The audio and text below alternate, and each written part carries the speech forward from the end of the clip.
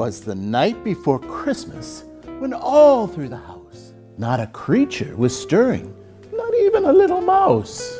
The stockings were hung by the chimney with care, in hopes that St. Nicholas soon would be there. And the children were all nestled all snug in their beds, while visions of sugar plums danced in their heads. And Ma, in her kerchief, and I in my cap, had just settled down for a long winter's nap. When out on the lawn there rose such a clatter, I sprang from the bed to see what was the matter. Away to the window I flew in a flash. I tore open the shutters and threw up the sash. The moon shone on the lawn in the new fallen snow, gave the luster of midday to objects below, when what to my wondering eye should appear but a miniature sleigh and 8 tiny reindeer. With a little old driver so lively and quick, I knew in a moment it must be St. Nick. More rapid than eagles, his reindeer they came, and he whistled and shouted and called them by name. Now Dasher, now Dancer, now Prancer and Vixen, on Comet, on Cupid, on Donner and Blitzen. So to the top of the porch, to the top of the wall, now dash away, dash away, dash away all. And as leaves that before a big wind do fly, when they meet with an obstacle, mount to the sky. So up to the housetop the reindeer they flew, with the sleigh full of toys and St. Nicholas too. And then in a twinkling I heard on the roof the prancing and pawing of each little hoof.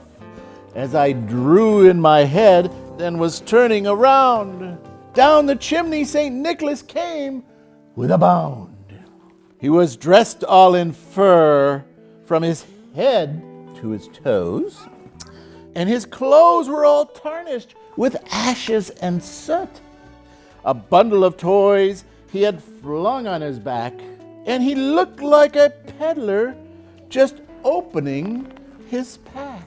His eyes, how they twinkled, his dimples, how merry, his cheeks were like roses, his nose like a cherry.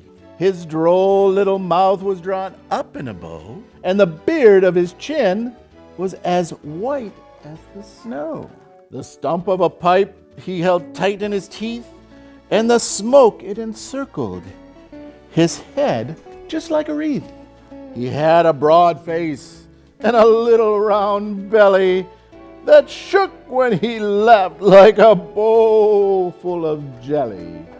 He was chubby and plump, a right jolly old elf, and I laughed when I saw him in spite of myself. A wink of his eye and a twist of his head soon gave me to know that I had nothing to dread.